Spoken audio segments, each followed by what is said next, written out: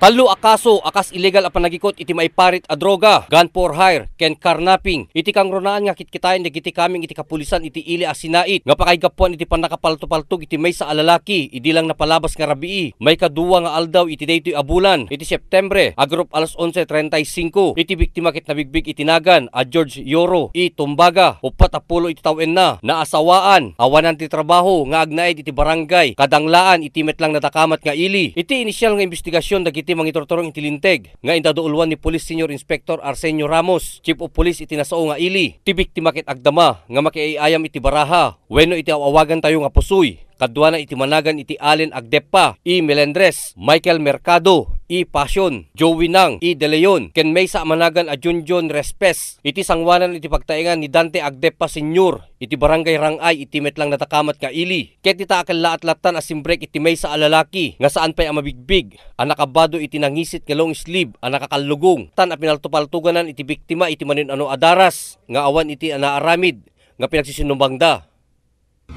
Ket daytoy ket sigon dagiti palawag dagiti kakadwa ng upat nga mismo nga DJ ganti crime scene agay ayam da kano iti card tungkol DJ ket pagamuan langan en sir nga adda simreken nga nakakalugong naka sweatshirt iti black agarop ti katayag na siguro sir ket 5'7" kunana ket idi pag sirrek na sir kunana at about more or less 5 meters ti kadayunan ditoy biktima diyan betul sir nga pinatupaltugan na namintalo na diyan nagdediretso tapos sa pinakamatan ng upat kunana so DJ kat DJ ti kasla true picture na DJ napasama ka pamaltog di rabi.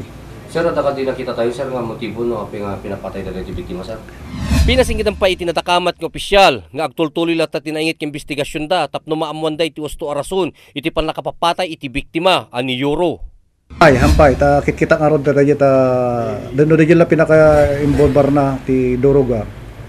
Numampay nasakit tinakam datoy misis na ta kagagapuda ta taytoy actually hanyo pay nga anyo na danon sulat to yen. Inamin na nga nabayag da kanon nga pagringringguran da yen nga aramid da asawanan. Ngem gapot ako na kanomet no medyo makausar sa iso kanomet ti pambar na nga agas na.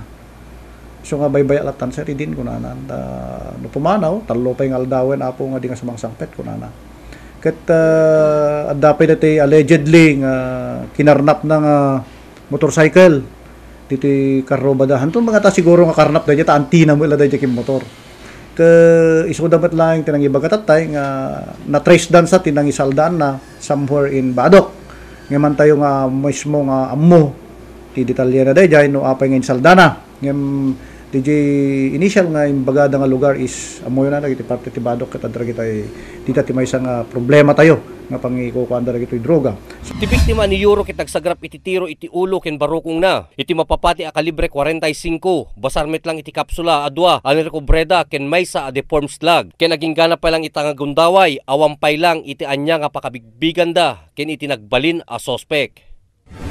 Ryan Pardo, Core TV News.